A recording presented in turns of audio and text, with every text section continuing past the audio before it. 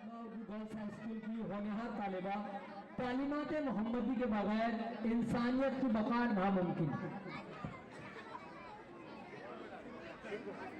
नाजरीन, आज का मेरा मौजू हाज़रीन महफिल और सामीन हज़रात, आज का मेरा मौजू सुखन है तालीम हुज़ूर सल्लल्लाहु अलैहि वसल्लम के बगैर इंसानी बका नामुमकिन है। इस मौजू पर मैं लफ्ज़ कुशाई करना चाहती हूँ। हुज़ूर सल्लल्लाहु अलैहि वसल्लम के किरदार और तालीमात पूरी इंसानी ज़िंदगी और दुनिया के लिए मिसाल है। अगर हम उनके बताए हुए तरीक़ों और उसूलों पर अमल करें तो हमारी दुनिया और आखिरत दोनों संवर सकती है। हुज़ूर सल्लल्लाहु अलैहि वसल्लम के किरदार और तालीमात को इस मुख्तसर वक्त में बयान करना नामुमकिन है। जिंदगियां बीत गई और कलम टूट गए, जिंदगियां बीत गई और कलम टूट गए, तुम्हारे औसाफ का एक बाब भी पूरा ना हुआ। हाज़रीन महफिल, कायनात अर्ज़ व समय में सबसे आला व हज़रत महबूब रब्ब कौनैन सय्यदुल मुरसलीन सल्लल्लाहु अलैहि वसल्लम की ज़ात अक़दस और औसाफ हमीदा को इस तंग वक्त में बयान करना नामुमकिन है।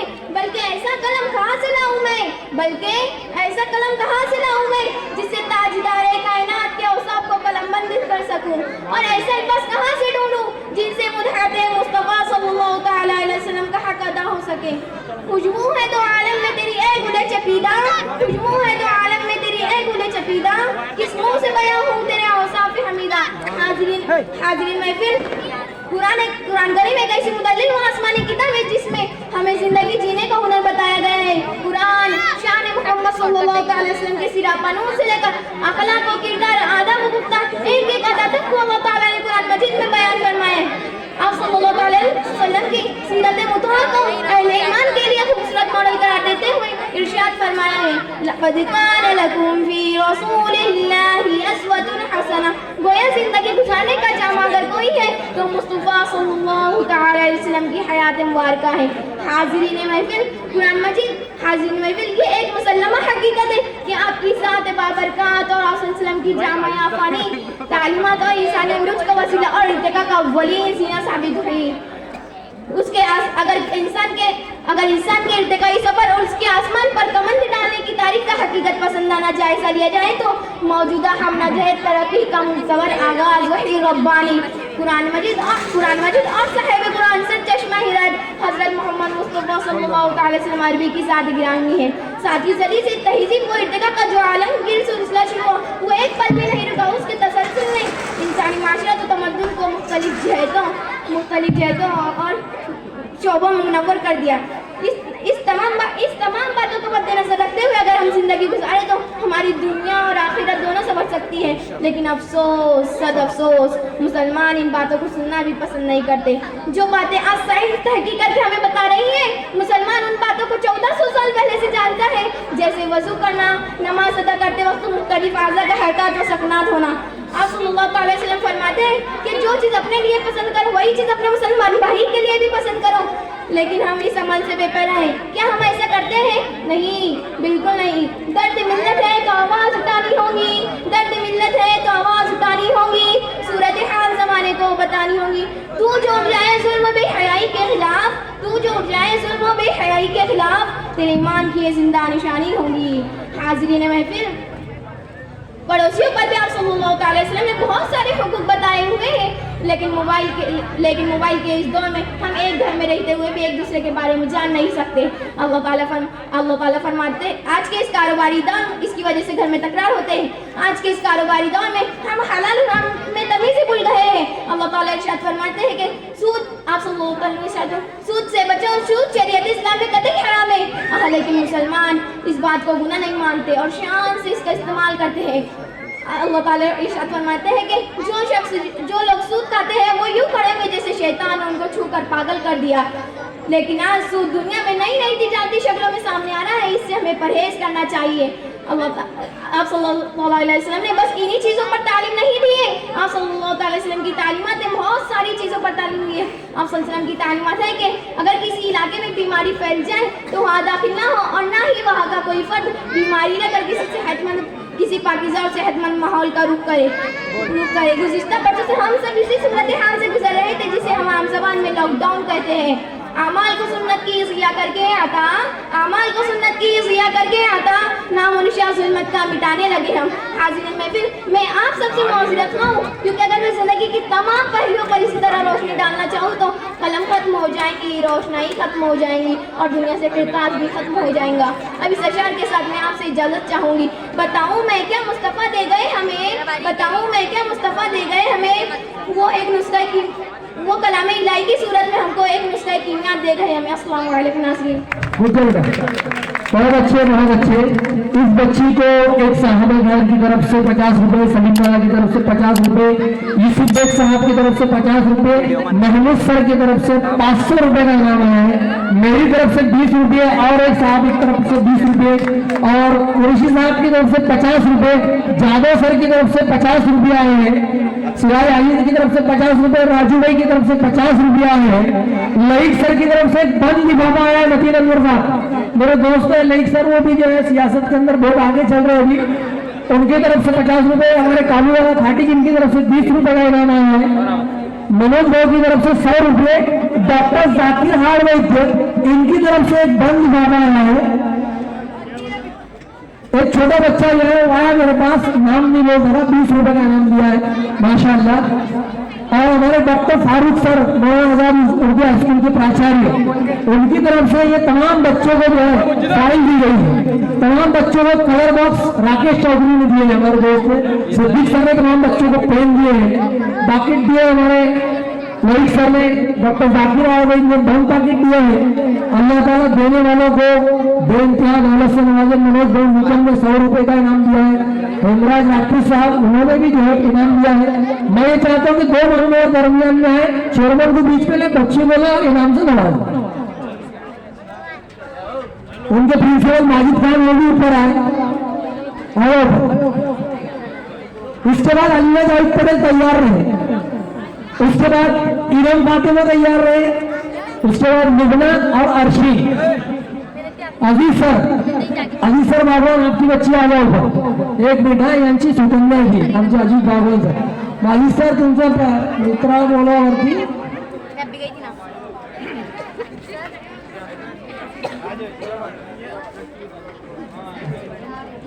हेमराज भाई ने 100 रुपए का इनाम दिया है, मनोज भाई ने 100 रुपए का इनाम दिया है।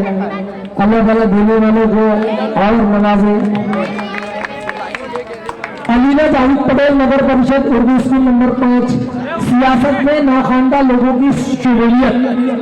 बतिंदा इमारत की बात है ना आपको मुशारे के अंदर ऐसे इमारत दिया अल्हम्दुलिल्लाह।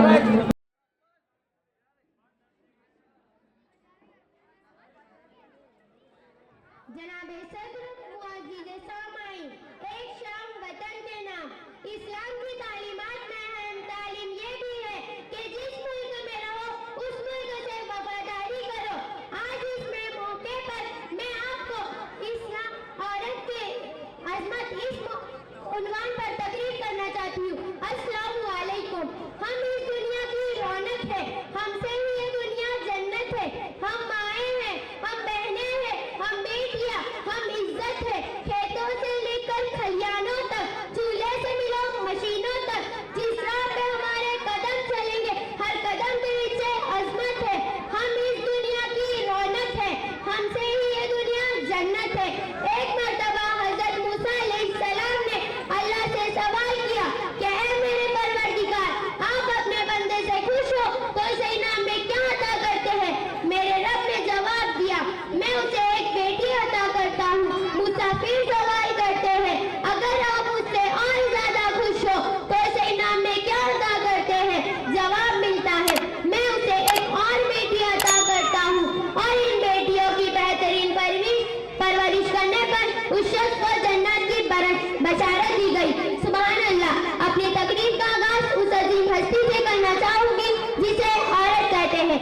आइन से आलम इंसानियत की अलम बरदार औरत, वाव से वजूद इंसान की बुनियाद औरत, रा से रानाए कायनात का निशान औरत, और ता से तुम्हारे मुआशरे की पहचान औरत।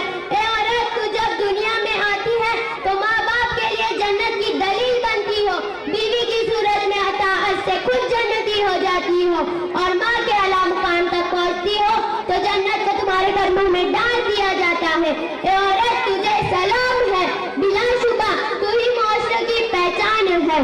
तुम ही हो जो बेहतरीन तरबियत से मर्द को उसके मुआशरे के मुकाम में उसकी पहचान दिलवाती हो और वक्त पड़ने पर उसका दाया बाजू बनकर उसके शाना बशाना चलती हो।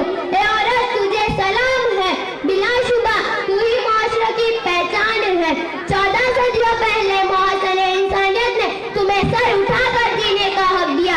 तुम खदीजा के जैसी ताजिर हुई, ज़ैनब की सूरत पियो पाड़ी थी तुम, रुफैदा थी तुम जो तबीबा बनी, और सफिया जो मैदाने जंग में दुश्मनों के खेमे उखाड़ देती। ए औरत, तुझे सलाम है, बिलाशुबा तू ही मुआशरे की पहचान है। और आज भी मैदाने जंग में अपना लोहा बनवाती हो। तुम मुअल्लिम भी हो, तुम मसीहा भी हो, वकालत भी करती, मुंसिफ भी हो, और सच तो ये है कि तुम सारे जमाने की रगे जान हो। ए औरत, तुझे सलाम है, बिलाशुबा तू ही मुआशरे की पहचान है। तुम ही मादे मिल्लत, तुम ही अतवार, तुम ही मरियम, तुम ही ताहिरा काजी, और तुम ही हो वो नन्ही ज़ैनब जो खुद तो इस दुनिया से चली गई, लेकिन इस मुर्दा मुआशरे में एक नई रूह फूंक गई। ए औरत, तुझे सलाम है, बिलाशुबा तू ही मुआशरे की पहचान है। शुक्रिया। इस बच्ची को जो है हमारे डॉक्टर जाकिर आरवैती की तरफ से एक बम पैकेट का इनाम आया है। जो मकसूद भाई मसाले वालों की तरफ से 50 रुपए, वो पठान साहब जो निचर बोलता है उनकी तरफ से 20 रुपए, और एक साहब खैर की तरफ से 20 रुपए, जनाब सलीम दादा की तरफ से 50 रुपए, राजू भाई की तरफ से 50, ललित सर की तरफ से एक बम पैकेट आया है। सोनार सर, ललित सर वाले की तरफ, और बहुत सारा इनाम जो इस बच्ची को यहाँ पर दिया जाता है। जादव सर, इनकी तरफ से भी 50 रुपए आए हैं इस बच्ची को, माशाअल्लाह। और कुरैशी साहब की तरफ से 50 रुपए का इनाम आया है। हमारे रहबरी सैयद साहब, इनकी तरफ से 100 रुपए का इनाम आया है।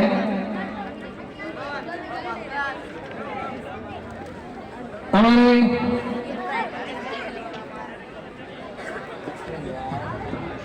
लिख के लाया है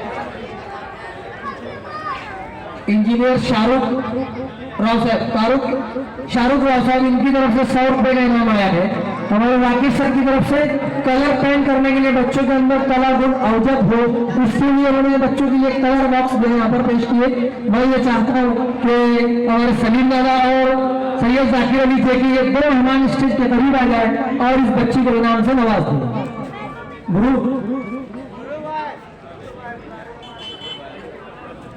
और मौलाना असलम हक्कानी साहब की तरफ से 100 रुपए का इनाम आया है, माशाअल्लाह। हाजी सिराज साहब की तरफ से 50 रुपए का इनाम आया है। आ जाओ ऐसा ऊपर आ जाओ।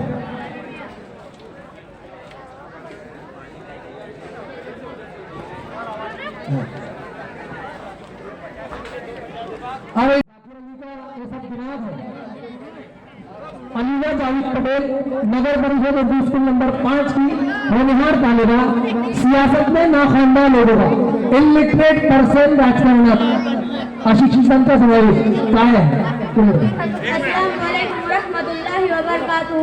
सिर्फ हंगामा खड़ा करना मेरा मकसद नहीं, मेरी कोशिश है कि सूरत बदलनी चाहिए। मेरे सीने में नहीं तो तेरे सीने में सही, तो कहीं भी एक आग जलनी चाहिए। मोहतरम सदर जलसा, मोअज़्ज़िज़ अहले मीज़ान और सामाईन व तमकीन, आज़ादी के 75 साल बाद भी हमारा मुल्क गुर्बत, भुखमरी और बेरोजगारी से निजात का मुतलाशी। आज़ादी के 75 साल बाद भी हमारा मुल्क फिरका परस्ती, तअस्सुब और अदब तहम्मुल की भट्टी में झुलस रहा है। क्यों, आखिर क्यों? मैं नहीं, एसोसिएशन फॉर डेमोक्रेटिक रिफॉर्म की सर्वे रिपोर्ट कह रही है कि हिंदुस्तानी असेंबलियों और पार्लियामेंट में 32% का मुद्दा छाप अवाम के नुमाइंदे बनकर आते हैं। जनाब वाला, इसलिए मेरा मानना है कि हुकूमत साजी में तालीम याफ्ता नुमाइंदों की शमूलियत लाजमी है, और आज यही मेरा मौजूद सुखन है। अरबाब दानिश, जरा गौर फरमाइए, हमारे ही मुल्क में ये ज़ाब्ते राइज है कि एक मुसाफिर बरदार बस के ड्राइवर का SSC पास होना लाजमी, एक मैकेनिक प्लम्बर के लिए भी SSC सर्टिफिकेट जरूरी, एक हकीम, मुअल्लिज और डॉक्टर का सनद याफ्ता होना जरूरी, एक दवा फरोश का लाइसेंस याफ्ता होना जरूरी। लेकिन 125 करोड़ हिंदुस्तानियों के लिए, कानून साजी करने वालों के लिए अहलियत का कोई पैमाना मुकर्रर नहीं। 125 करोड़ शहरियों के लिए पॉलिसी मुरतब करने वालों का तालीम याफ्ता होना जरूरी नहीं। आखिर क्यों? ये मुल्क वो लोग चला रहे हैं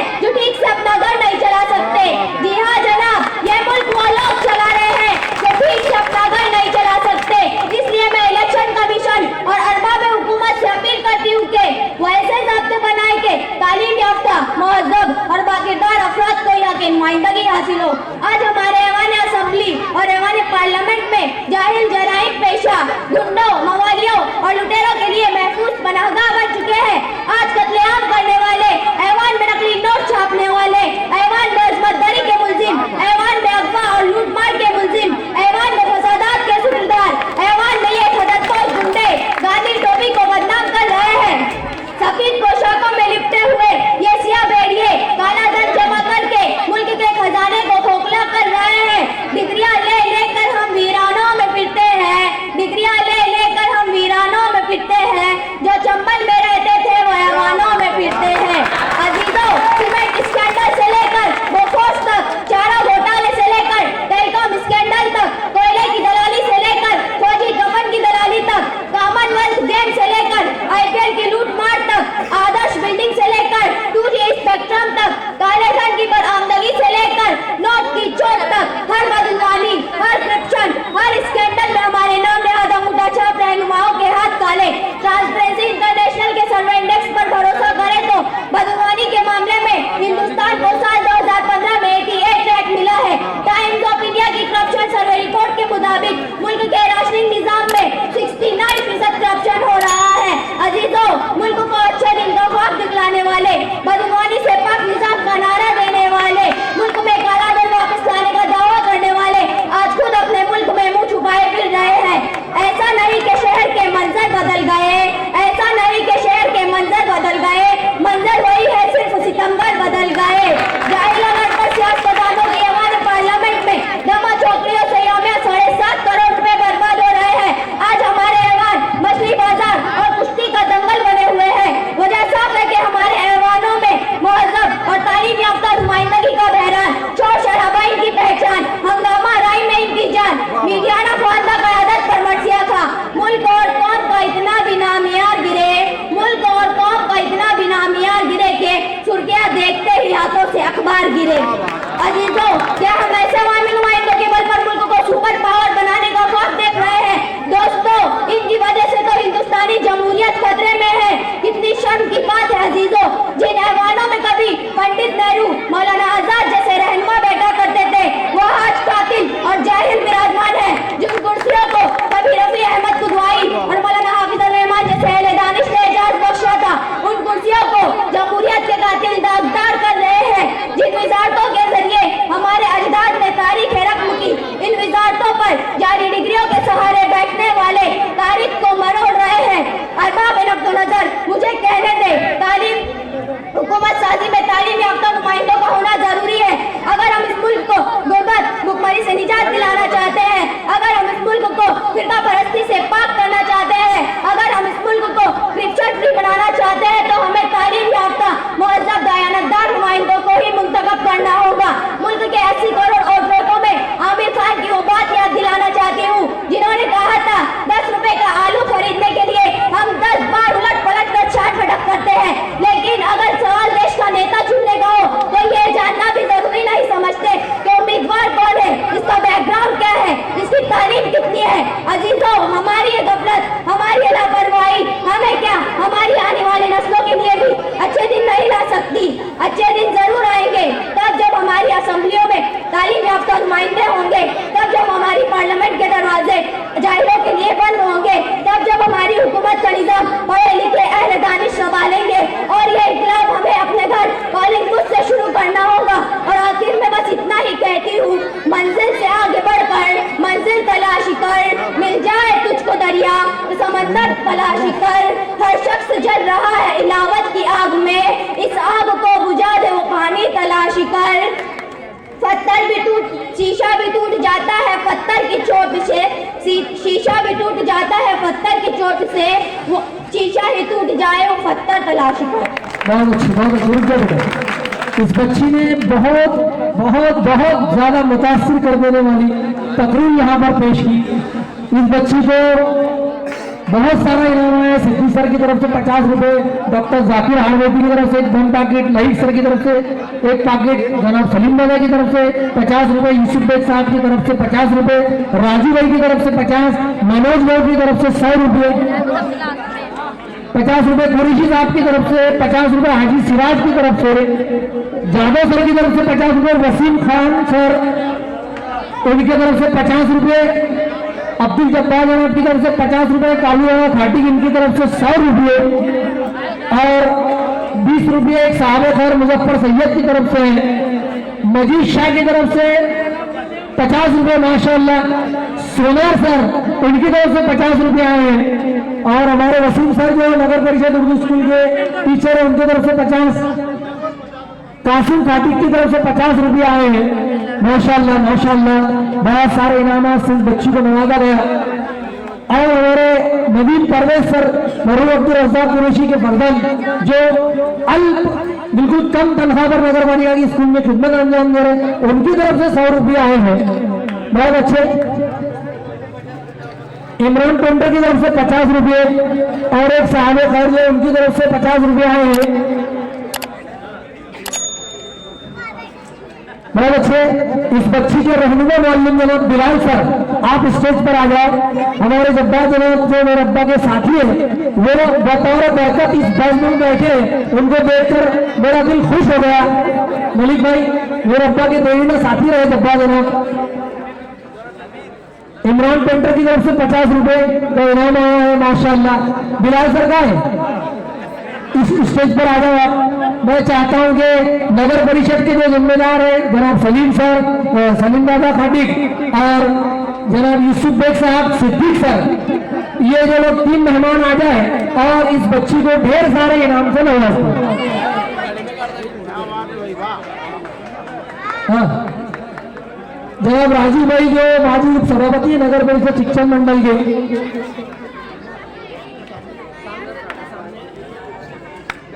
अलीना जाहिद पटेल इस बच्ची को इनाम से नवाजते हुए बस और 2-3 मुकर्रर बची हुई है, उसके बाद इंशाअल्लाह मुशारे का आगाज होगा। इसके बाद मुख्तसर तकरीरा है। Iram Fatima Asif bag Maulana Abul Kalam Azad Urdu high school किसान विद्या प्रसारक संस्था की ब्रांच इरम फातिमा आसिफ बेग, ये बच्ची जो है हमारा जो करंट का मसला है, मैं सामईन की तवज्जो इस तकरीर की तरफ मलबूस करना चाहता हूँ। सोशल मीडिया और हमारा माशरा, सोशल मीडिया का मिसयूज क्या हो रहा है और हमारे जो कल्चर है, हमारी जो संस्कृति है, उसका ह्रास, उसका नुकसान, तहजीब कैसे राजू गिर रही है, वो इस बच्ची की तकरीर में आपको समाप्त करना है। दिल खोलकर कानों को उजागर करके राजू ये तकरीर सुनना है। जनाब अध्यक्ष साहब, स्टेज पर विराजमान सभी मेहमानान खास और सामाईन मोहम्मदिया चौक वो प्यारे साथियों, अस्सलाम वालेकुम। मेरी तकरीर का उन्वान बहुत ही अहम है, बेदार होकर पूरी तकरीर सुनिए। सोशल मीडिया और हमारा मुआशरा। आजकल सोशल मीडिया का हर कोई दीवाना है, क्यों ना हो सोशल मीडिया का हर कोई दीवाना। सोशल मीडिया इस लफ्ज ने अपने अंदर पूरी दुनिया समा रखी है। दुनिया में हर जगह तहलका मचा हुआ है, अमीर हो या गरीब, महल हो या झोपड़ी।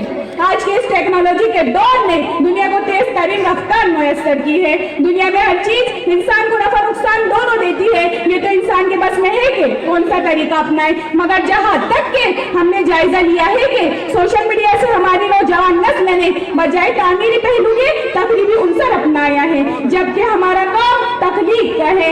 हम खुद तराशते हैं मनाजिल के संग मिल, हम खुद तराशते हैं मनाजिल के संग मिल, हम वो नहीं जिनको जमाना बना गया। सामाईन मोहतरम होश के नाखून लीजिए, नस्ल तबाही के बहाने पे आ खड़ी है। खुदारा रोको रोको, फेसबुक और ट्विटर, व्हाट्सएप, इंस्टाग्राम ये फिर और ही तकब्बुर है जो इंसानियत को गुमराह कर रहा है। बेशक इसका अच्छे इस्तेमाल से मुझे इनकार नहीं। जदीद दौर में सोशल मीडिया का एक बहुत अहम किरदार है। लापता गुमशुदा लोग इसके जरिए आसानी मिल जाते हैं। बैरूनी ममालिक के अपने रिश्तेदार दोस्त अहबाब को हम हमारे घर होने वाले हर प्रोग्राम की खबर इसके जरिए आसानी दे सकते हैं, मगर अफसोस हमारे माशरे के नौजवानों ने बजाय नफी के इसका गलत इस्तेमाल किया है। चाहे वो अमीर हो या गरीब, उनके हाथों में एंड्रॉइड मोबाइल जरूर नजर आएगा। चाहे वो स्कूल का बच्चा हो या कॉलेज का स्टूडेंट, मोबाइल फोन में इस तरह गर्क है कि उसे अपने खाने पीने का भी होश नहीं। हर शख्स रातों दिन मोबाइल फोन में गर्क है। कभी कभी तो यूँ लगता है खामोशियों में दफन है आवाज जिंदगी, खामोशियों में दफन है आवाज जिंदगी। शायद हम आए हैं मज़ारों के शहर में, शायद हम आए हैं मज़ारों के शहर में। मोहतरम सामाईन, जरा और बेदार हो जाओ, इस्लाम वो नूर बसीरत है जिसने हिकमत और दानाई की राहें रोशन कर दी है। टेक्नोलॉजी ने इंसान की जरूरत के तहत इजादात का शौक पैदा किया है, मगर अफसोस सद अफसोस इस 20वीं सदी ने नौजवान नस्ल ही नहीं बाप पर्दा खवातीन को भी कहीं का न छोड़ा। मोबाइल की लानत ने पड़ोसी से पड़ोसी को जुदा कर दिया, मुसाफिर को अनजान बना दिया और बच्चों को वालिदैन का नाफरमान बना दिया। पिछले दिनों माए घर के काम से फारिग होकर अपने बच्चों को पढ़ाती थी और दावाने काम खिलौना देकर अपने बच्चों का दिल बहलाती थी, और आज बच्चों को मोबाइल थमाया जाता है। पहले दिनों माए लोरियां सुनाती थी, अब इंग्लिश पोएम सुनाती है। मासूम बच्चों की पहली महारत समाज बैठों का कहना सुनने की सलाहियत ही खत्म कर दिया है। मोबाइल के ऐसे हालात में बच्चे तहजीब याफ्ता कैसे मिलेगा? आजकल ऑनलाइन तालीम से भी काफी नुकसान हुआ है। मुसलसल 2 साल लॉकडाउन ने हमारा तहजीबी गिराकर खत्म कर दिया है। बच्चों को हमने मोबाइल का आदी बना दिया है। किसी ने क्या खूब कहा है, किसी ने क्या खूब कहा है, इन उजालों ने तहजीब मिटाकर रख दी, इन उजालों ने तहजीब मिटाकर रख दी। इससे बेहतर था कि हर एक सिंह का अंधेरा होता। पहले बुनियादी जरूरतें रोटी कपड़ा और मकान को कहा जाता था, मगर अब मोबाइल भी एक जरूरत की चीज बन गई है। मुआशरे में मोबाइल के बगैर इस्लाह नहीं होती ऐसा तसव्वुर किया जा रहा है, जबकि बुनियादी तौर पर ये बात गलत है। मुकर्रमी सामाईन, दौरे हाजिर में लड़कियों के साथ आबरूरीजी और दीगर मामला पेश आ रहे हैं, जिसकी मिसालें मुल्क की राजधानी में बेतहाशा एक लड़की के जिस्म के कई टुकड़े कर दिए गए। ऐसे अनगिनत हादसा आए दिन अखबारों और न्यूज चैनलों पर देखते हैं, जिसे इससे पहले हमने सुना तक नहीं था वो देखने को मिल रहा है। लड़कियों के अफेयर, कम्युनिटी में तलाक, अनजान लोगों से फेसबुक और ट्विटर पर राब्ता, इसका अंजाम फिर खुदकशी। ऐसी अनगिनत वारदातें रोंगटे खड़ा कर देती है। ऐसी तरक्की पर लानत नहीं तो क्या कहे। हमें मौजूदा दौर के इन फरेबों से निकलना है, हमारे माजी का मुहसेबा करना है। क्या उन लोगों ने जिंदगी नहीं गुजारी? क्या उनमें डॉक्टर इंजीनियर पैदा नहीं हुए? मोबाइल के बगैर भी हमारे मुल्क पर इंदिरा गांधी जैसी खवातून वजीर आजम बनी, प्रतिभा दाई पार्टी नजमा हेपतुल्लाह जैसी खवातून ने क्या मुल्क की क़यादत नहीं की? मुल्क हिंदुस्तान की तारीख में ऐसी बेशुमार मिसालें आपको देखने मिल जाएंगी। याद करो, चित्तौड़ की रानी करुणावती को बादशाह हुमायूं के ट्विटर या फेसबुक पर आती रही थी। मुश्किल हालात में भी उन्होंने अपने किरदार को संभाले रखा। ये हमारा सुनहरा माजी था। अब हम इस शो में जमहूरिया के मौके पर अज़्म करते हैं कि हम लग़वियात और फुजूलियात से परहेज करते हुए हमारा और अपने मुल्क का नाम रोशन करेंगे। मैं इस आखिरी शेर पर अपनी तकरीर खत्म करती हूँ।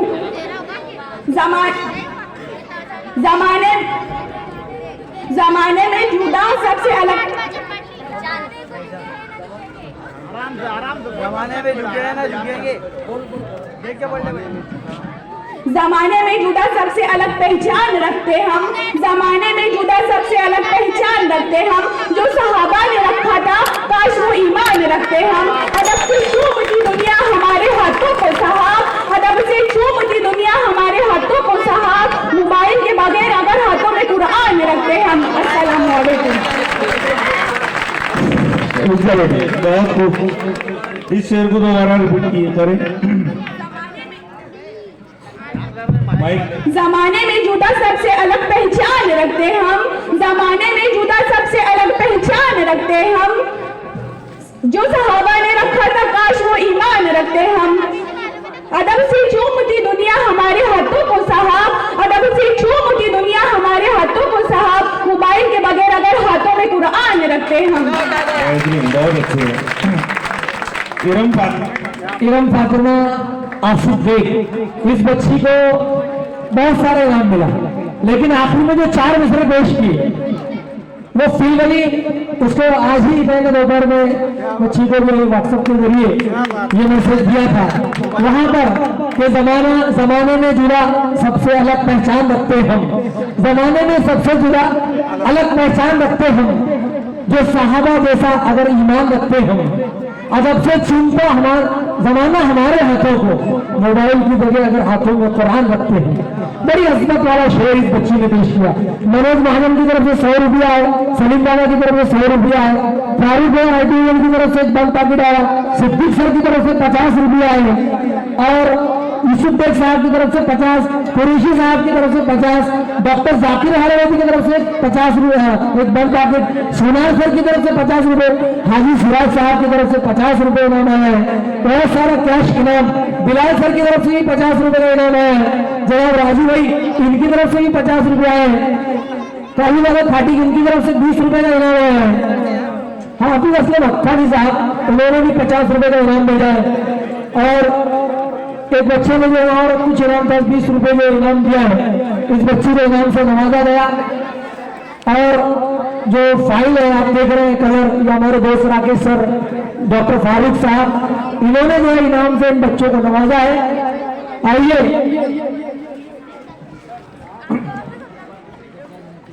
अलहाज अब्दुल जब्बार जनाब की तरफ से 20 रुपये, इरम फातिमा आसिफ बेग, सोशल मीडिया और हमारा माशरा। सोशल मीडिया, मोबाइल के नुकसानात, मोबाइल के फायदे, ये हमारे सामने बहुत अच्छे अंदाज में बयान की। मौलाना अबुल कलाम आजाद उर्दू हाई स्कूल की तालिबा है। मैं चाहूंगा कि फारूक सर, इस स्कूल के प्रिंसिपल फारूक सर वो आए और इस बच्ची को अपने हाथों से इनामात से नवाजे। और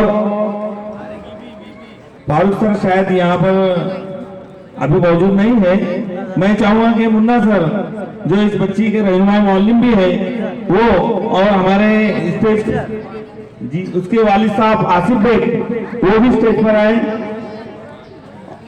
मदे लवर साहब आज के मुशायरे के जो शायर साहब है वो भी स्टेज पर आए। और सफे अव्वल के जो मेहमान जो बैठे हुए हैं वो भी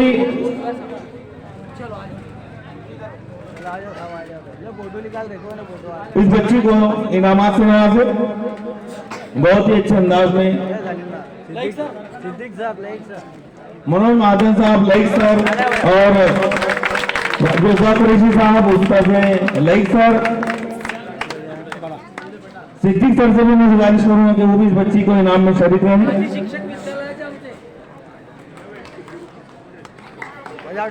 माउन मुदर्रिस Siddique sir, retired teacher, Maulana Abul Kalam Azad high school से इनका ताल्लुक था। लुबना कालू घाटी, ये केम जागीरदार सेकंड लास्ट बच्ची, ये आपके सामने कोई खास बात नहीं, तकरीर बहुत अच्छी। लुबना कालू घाटी ये आए अपनी तकरीर यहाँ पर पेश करें। केम जागीरदार उर्दू जूनियर कॉलेज की तालिबा आपके सामने।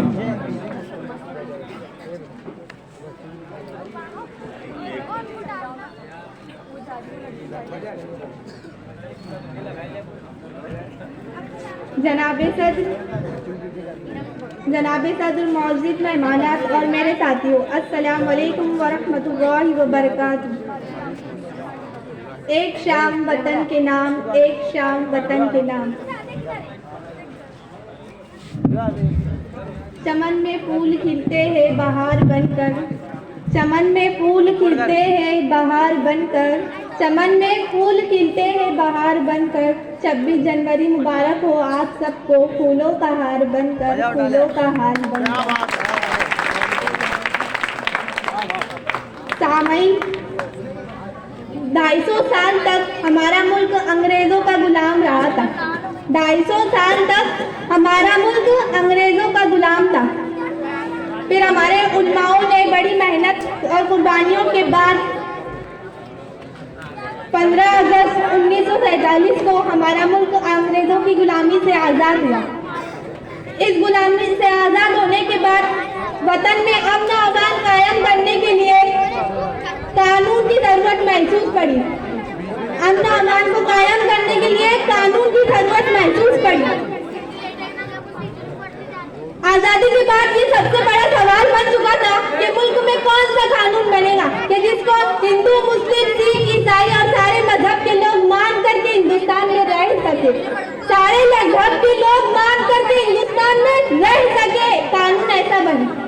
आजादी के बाद मुसलमान भाइयों की तादाद हिंदुस्तान में कम थी, चूंकि हिंदू भाइयों की तादाद मुसलमानों से ज्यादा हिंदुस्तान में थी, और चूंकि मुसलमान पाकिस्तान भी ले चुके थे, इसलिए हिंदू भाइयों के लिए हिंदुस्तान को हिंदू राष्ट्र बनाना आसान था। मगर हमारे उल्मा और दूसरे मजहब के बड़े बड़े लोगों ने इस मुल्क की हुकूमत को जमहूरी मुल्क बनाया। क्या बनाया?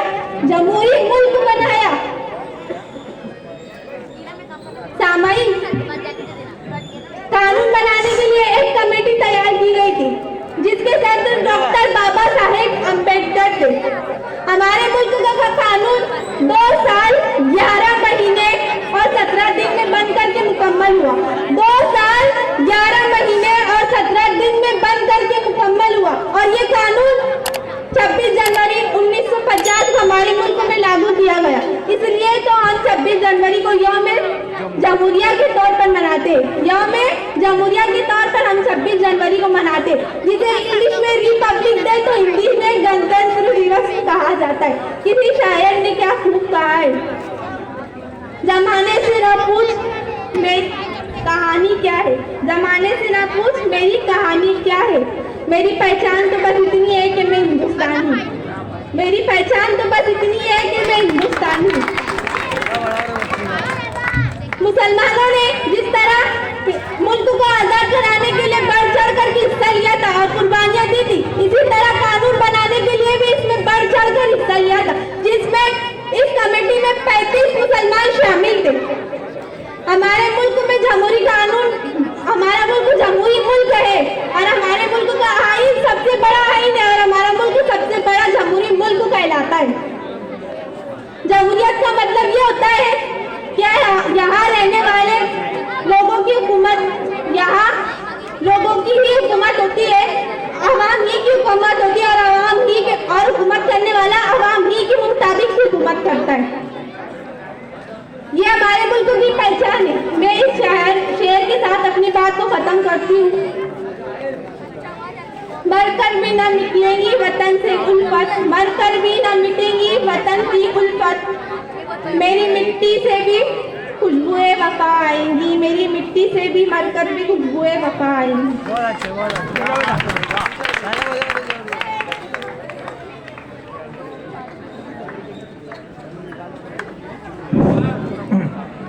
बहुत अच्छे।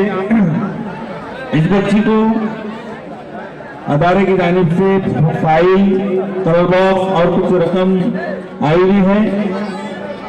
मनोज महाजन साहब की तरफ से 100 रुपये, लाइट सर की तरफ से पाकिट है, और एक साहब की तरफ से 20 रुपये, उसी तरह से अब्दुल रज़ाक कुरैशी साहब इनकी जानिब से 50 रुपये, महाजन सर की तरफ से 50 रुपये, सिराज भाई तेली इनकी जानिब से 50 रुपये, सलीम भाई इनकी जानिब से भी 50 रुपये, जादव सर इनकी जानिब से 50 रुपये, राजू भाई इनकी जानिब से 50 रुपये,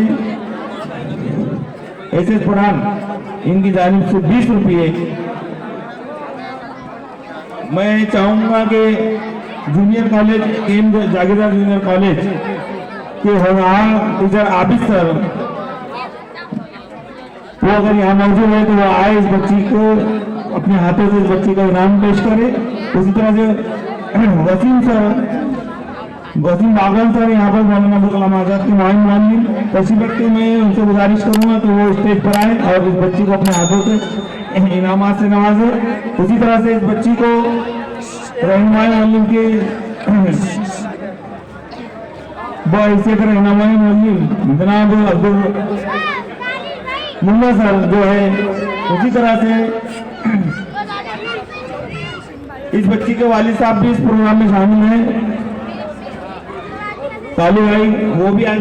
कालू भाई काटिक वो स्टेज पर आ जाए। राजू सोनोने, मेरे संग मित्र बार उशिरा आले, आपको तो महफिल में सबसे पहले आना था। लोग क्या कहेंगे राजू शर्मा महफिल के बाद आई।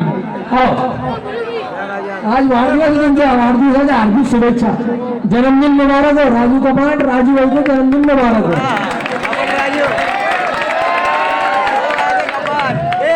मैं सिद्धि सर से गुजारिश करूंगा कि इस बच्ची को इनाम देने में वो शरीक रहे। माइन मौलम रिटायर्ड टीचर मौलाना अब्दुल कलाम आजाद हाई स्कूल, इसी तरह से लईक सर जो इस स्कूल के जिम्मेदार टीचर, वो भी इस बच्चे को इनाम में शामिल रहे।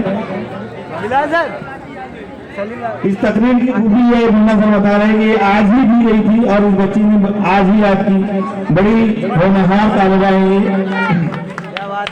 इस बच्ची के बाद अरशिन फारूक तेली इस प्रोग्राम की सबसे आखिरी लास्ट तकरीर है। उसके बाद मुशायरे के लिए यहाँ पर एक बेहतरीन माहौल तैयार होने वाला है। इस राजू को थोड़ा रुकना पड़ेगा, नाज़रीन सत्कार करना पड़ेगा आपके जन्मदिन पे। शुरू करो बच्ची। आगे बढ़िया। अस्सलाम वालेकुम। अस्सलाम वालेकुम। हम अपनी जान के दुश्मन को अपनी जान कहते हैं। हम अपनी जान के दुश्मन को अपनी जान कहते हैं। मोहब्बत की इसी मिट्टी को हिंदुस्तान कहते हैं। हिंदुस्तान कहते हैं।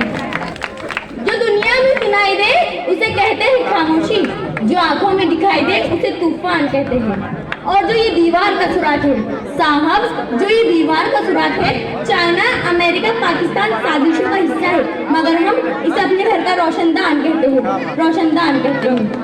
परम सामान्य निर्णायक मंडल के सदस्य, सभा में उपस्थित सभी गणमान्य व्यक्ति, मैं राष्ट्र प्रेम और राष्ट्र निर्माण के उपलक्ष्य पर अपने कुछ विचार आप सभी के साथ साझा करना चाहूंगी। आजादी का मतलब वही समझ सकता है जिसने कभी गुलामी की हो। हम सौभाग्यशाली है कि हमने स्वतंत्र भारत में जन्म लिया। यूं तो आजादी की लौ 1857 में ही जल चुकी थी, जो वर्षा आगमन कर 1947 में हमारे देश को आजाद कराई। प्राचीन, मध्यकालीन, वर्तमान भारत के उदाहरणों से स्पष्ट करना चाहूंगी कि जब हम तिरंगे के फेरे में फंस चुके थे तो रंग दे बसंती चोला की एक आवाज पर टोले के टोले उमड़ाते थे और उनके वंदे मातरम के नारों से खून में आने वाला 5-5 डिग्री का तूफान अंग्रेजी शस्त्रों की जड़ों में तूफान ला देता था। लोग मर जाते थे, मिट जाते थे, फांसी चढ़ जाते थे, तो वो भी अपनी देशभक्ति साबित कर रहे होते थे, क्योंकि ये उस दौर की देशभक्ति की कसौटी थी। इसके बाद 1962, 1965, 1971 के युद्धों में अपना सुहाग गवा देने वाली औरत जब घर के हालत ये हो जाया करते थे कि प्यार भी भरपूर गया, मांग का सिंदूर गया, प्यार भी भरपूर गया, मांग का सिंदूर गया, नन्हे नौनी हालों की लंगोटियां चली गई, छोटी छोटी बेटियों की छोटियां चली गई, बाप की कमाई गई, भाई की पढ़ाई गई, ऐसा एक स्पोर्ट हुआ पता ही चला नहीं, पूरे जिस्म की ही कई बोटियां चली गई और आपके लिए तो एक आदमी मरा है साहब, किंतु मेरे घर की तो रोटियां चली गई, मेरे घर की तो रोटियां चली गई। वाले हालात पैदा हो जाने के बावजूद भी एक माँ अपने बेटे को सरहद पर दुश्मनों की धज्जियां उड़ाने भेज दिया करती और उसे पत्र लिखा कर ये भेजा करती कि अम्मा ने पत्र लिखा है बड़े ही चाव से, अम्मा ने पत्र लिखा है बड़े ही चाव से, पुत्र मेरे ना घबरा जाना, 1 इंच भी पीछे ना हटना, चाहे इंच कट जाना, चाहे इंच कट जाना। इस तरह पूरा परिवार अपनी देशभक्ति साबित कर रहा था।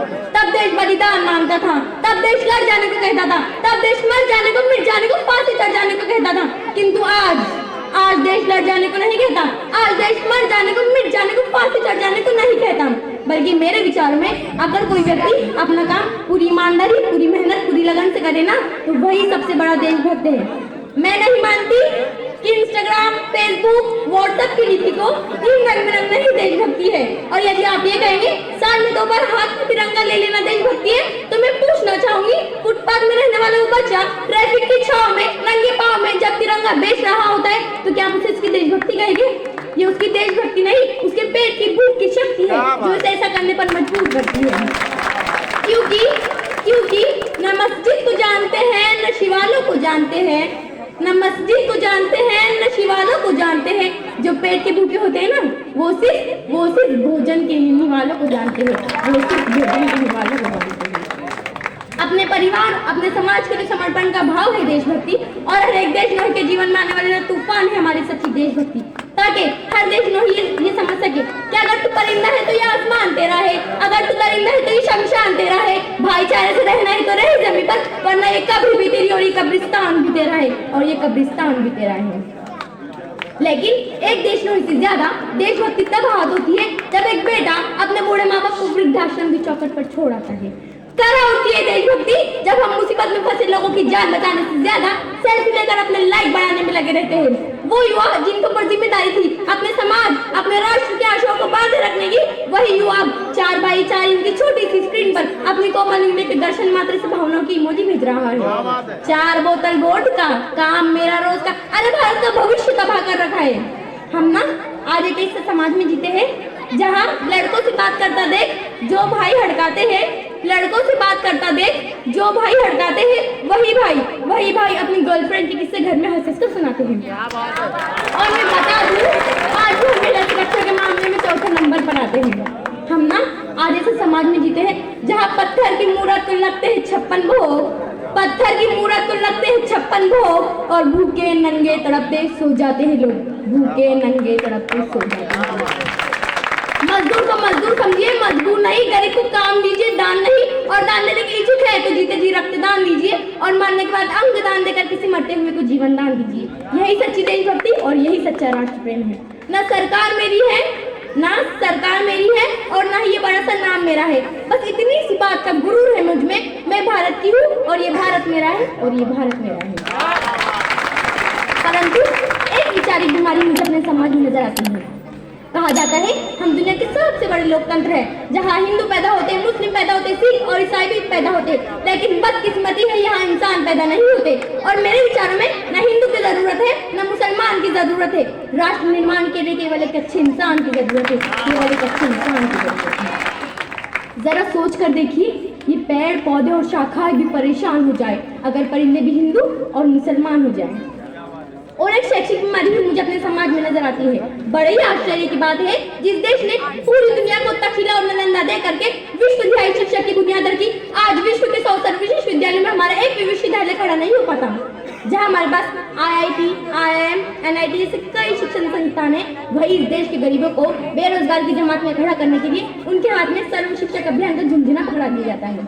शैक्षिक बीमारी का केवल एक कारण ये भी है, हमारे देश की शिक्षा नीति केवल 2 लोगों के लिए बनती है, पहले वो जो विद्वान है और दूसरे वो जो धनवान है। इसी तरह की कई गजब की बीमारियां हैं, और इन बीमारियों की जो जड़ है ना, वो हमारा अंधविश्वास। बहुत अच्छे। और मेरे विचारों में जब तक इस देश का युवा अपनी सफलता के लिए मंदिरों में जा जाकर नारियल फोड़ कर भगवान को रिश्वत लगाता रहेगा, हमारे समाज का शिक्षित वर्ग भी बिल्ली का रास्ता काटने पर खड़े हो जाना, अपने धर्म अपनी जाति को ऊंचा मानकर दूसरे के धर्म की अवहेलना करता रहेगा, तब तक ना तो इस देश से अंधविश्वास खत्म होगा और ना ही हमारे राष्ट्र निर्माण संभव होगा। हमारी संस्कृति, हमारी सभ्यता को दुनिया ने शेष नवाया है, तो क्यों आस्था के नाम पर अंधविश्वास फैलाया है? मेरे विचारों में हमारा राष्ट्र निर्माण तब संभव होगा जब इस देश में महिलाओं की पूजा नहीं बल्कि उनकी इज्जत की जाएगी। राष्ट्र निर्माण तब संभव होगा जब हम जाति के संरक्षण, सामाजिक शक्ति के अर्पण बात करेंगे। राष्ट्र निर्माण तब संभव होगा जब स्वच्छ भारत में केवल सरकारी नहीं बल्कि सड़क पर चलने वाला हर एक नागरिक हाथ बढ़ाएंगे।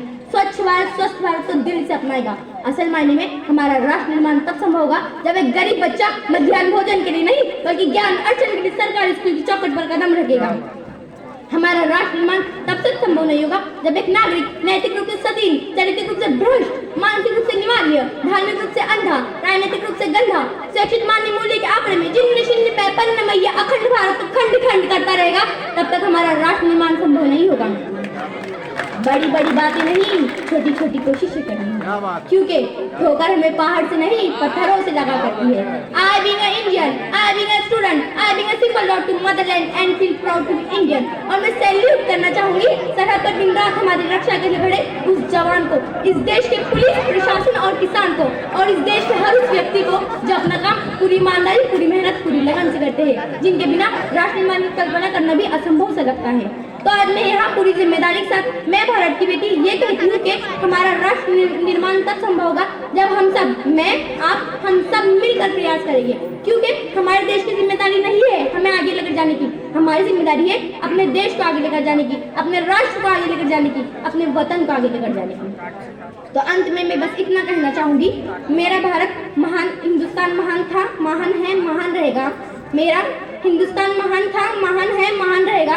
होगा हौसला सबके दिलों में बुलंद, तो एक दिन पाकिस्तान भी जय हिंद कहेगा। पाकिस्तान ही क्यों, सारा जहां जय हिंद कहेगा, क्योंकि सारे जहां से अच्छा हिंदोसिता हमारा, सारे जहां से अच्छा हिंदोसिता हमारा, हम बुलबुले हैं इसके ये गुलिस्तान हमारा। अस्सलाम वालेकुम। इस बच्ची को जो है मनोज भाई की तरफ से 100 रुपए का इनाम आया है, सलीम बाबा की तरफ से 50 रुपए, सिद्दीक सर की तरफ से 100 रुपए और भी बहुत सारे इनाम, कुरैशी साहब की तरफ से 50 रुपए, हमारे एसएल प्रधान की तरफ से 20 रुपए, अशफाक मलक की तरफ से 20 रुपए और एक साहब खैर की तरफ से 40 रुपए, सलमान काजी की तरफ से 100 रुपए का इनाम आया है, हाजी सियाज साहब इनकी तरफ से 50 रुपए का इनाम आया है, काली बाबा खाटिक इनकी तरफ से 20 रुपए का इनाम आया है। मैं ये चाहता हूँ, ये हमारी आखिरी तकरीर थी, मेरे चाचा सैयद रहमान अली आप स्टेज पर आए, इस बच्ची को मैं फिल्म अली मोहम्मद भाई और राजी हो आज या 2 मिनिट भाषण मिनिट फक्त आज आणि त्या 2 मिनिट तैयार केले। जब्बार जनाब की तरफ से 50 रुपये और एक साहब की तरफ से 50 रुपये आए, हाफिज असलम अक्खरी साहब की तरफ से 100 रुपये का इनाम आया है। आप जो है स्टेज पे निहाल के खबरदार जो लोग हैं, इनके बच्चे जो दोनों बच्चे पुराने सर्विस पर और उन्होंने बहुत सारी कोशिशें की है, तो ऐसे कोशिश करने वालों को यहाँ पर न्याय मिलना चाहिए। वो मेरे काका है, वो सेकंड थिंग है, लेकिन मैं चाहता हूँ कि सिद्दीक सर, कुरैशी साहब और सलीम बाबा, मनोज भाई, राजू हो इस बच्ची को इनाम से नवाज दे। वाह भाई वाह। हाजी सिराज उनकी पोती वो भी आ जाओ। अब जो है इसके बाद मुशायरा शुरू होगा। जो हमारी बच्चियां आई है, दुख्तर मिल्लत, छोटी बड़ी बच्ची, मासूम बच्चियां खामोशी के साथ अपने वालिदैन के साथ जाने के लिए उनको रास्ता दे दो। आसिफ भी थोड़ा रास्ता मांगो लड़की को जाने के लिए, थोड़ा सा, ये बड़ी लड़कियां हैं इनको जाना है। सब बच्चियां जो है छोटी बड़ी